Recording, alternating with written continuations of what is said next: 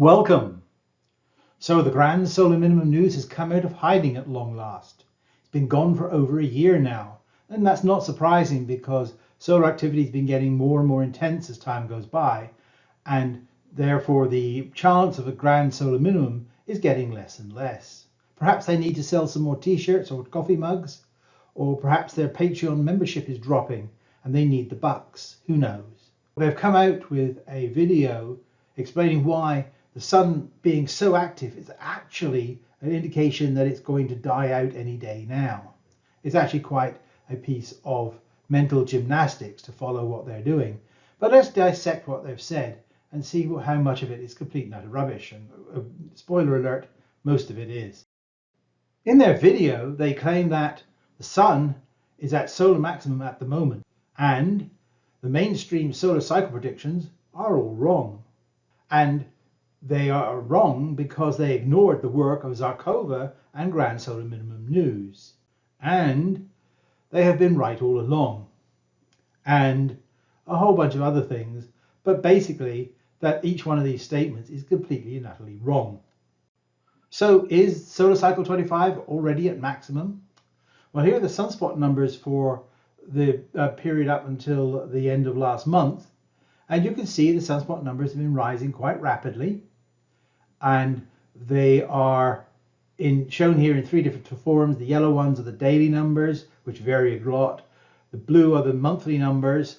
And the red solid line is the monthly smooth sunspot number. And that's the one that's important because that's how you measure where solar minimum and solar maximum are.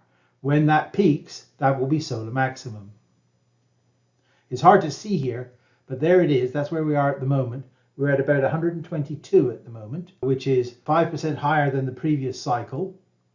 So we've already surpassed solar cycle 24, which originally was supposed to be an indicator that we were going to go into a grand solar minimum, that this cycle would be nowhere near as big or as strong as solar cycle 24, which was pretty weak, to be perfectly honest.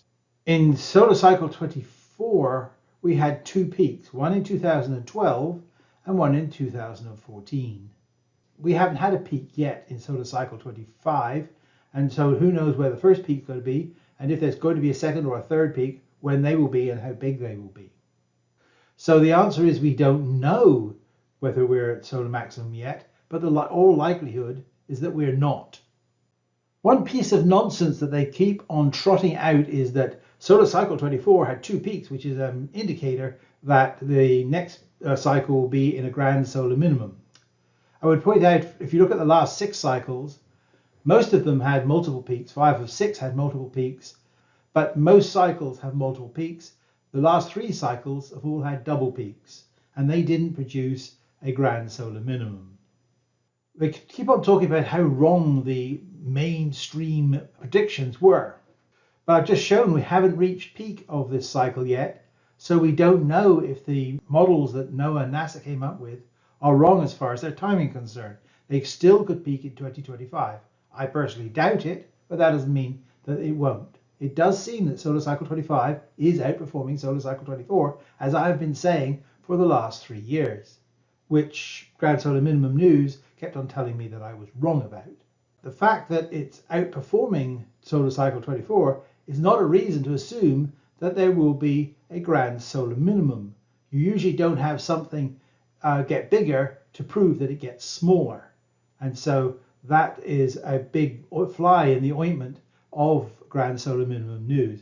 And they've been desperately trying to argue their way around it. It's almost pathetic. They go on and on about how wrong these other predictions are. But let's take a look at some of their predictions. A year ago, they were arguing that solar cycle 25 is lower than the same stage as solar cycle 24. Therefore, solar cycle 25 would not reach the value of solar cycle 24. In October of 2021, they were arguing that solar minimum was a year off date. And in fact, the sunspot numbers were lower than the NASA NOAA predictions, even though they showed a curve that was above it. 3 years ago, they were predicting that solar maximum for solar cycle 25 would be 86. This is the plot that they showed, and by Wheelbarger, you can see the solar cycle 25 I've circled there at 86. We passed 86 months ago. Now they say that even if it went up to 140 or even 160, that's okay. That's still an indication that we're in a grand solar minimum, which of course is nonsense. Another one of their favorites is to pretend that the Maunder minimum was much bigger than what's shown on the graphs because they didn't have telescopes that could see small spots. Now, Newton invented the reflecting telescope of 2 inches in diameter in 1668, right in the middle of the Maunder minimum.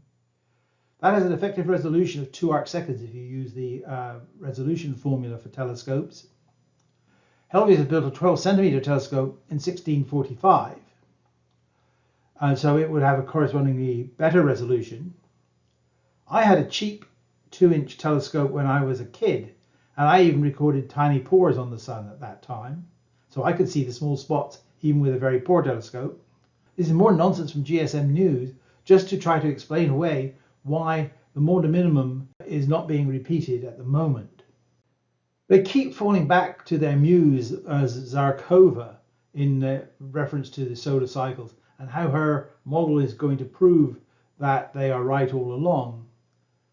But her predictions were not all that great. In their 2015 paper, her prediction was that maximum for this cycle would be in 2022 at 90. Now 2022 has passed and we didn't have a maximum then, and we went past 90 months ago.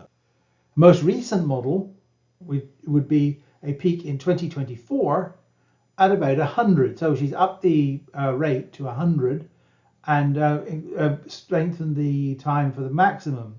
This is the plot here. The problem is that the model that she based this on hasn't changed at all. So how did it come all the dates have changed? That is not explained. I've asked this several times and got no answers. The other slight thing you notice about this plot is that if you measure the distance between these numbers on the x-axis, they're different. I've shown them up here in these blue squares. So she's moved these numbers around on the x-axis, and it happens every time she's done it. It's made her model look better compared with what actually happened. This is how she gets her 2%, by shifting the x-axis and making it non-linear. This is fraud. The current number is 122, so we've already passed her 100. So I expect another paper any day now that will come out with a peak sunspot number at 130 and a little bit later again. The mainstream failed to follow Zarkova was one of the criticisms that Grand Solar Minimum News came up with as to why their predictions were wrong. I say good. The results from the NASA NOAA committee are going to end up with a better result than that of Zarkova. They were 120 rather than 90 or 100. But it's still not going to be a good result. By the way, Scott McIntosh was not a student of Zarkova's, as Grand Solar Minimum claims. He went to the University of Glasgow, a very fine university in the UK, and she is at Northumbria University, but it's not really a very good one. And his prediction is over 200 in 2025. So in no way does it agree with what Zarkova is doing, because she is a lot earlier and a lot smaller than his prediction. So I don't know what that argument's all about, but he has nothing to do with Zarkova. So what conclusions can we draw from all this? We don't know yet when the maximum of solar cycle 25 will be, and it probably won't be for another year or two at the best. The mainstream predictions are probably not going to be right, but they are already a whole lot better than the GSM News and Zarkova's predictions. GSM and Zarkova have not been right all along, they've been wrong all along, and shifting the goalposts does not help their credibility. So I suggest they go back into hiding for at least another decade when they can start this nonsense all over again. At one point in the video, they say that it's good to have both sides of an argument. And that's when they're talking about one of Zarkova's papers that has been rejected. However, when I try to comment on some of the things they said here and on other videos when they've personally attacked me, I find that I've been blocked. They're not really interested in both sides of the argument. They are the ones that are trying to shape the narrative, as they call it, but they don't want to hear alternative points of view. They're welcome to come over here and make comments if they wish, if they dare, but I apparently can't comment on their. So thank you for watching. Until next time, stay safe and goodbye.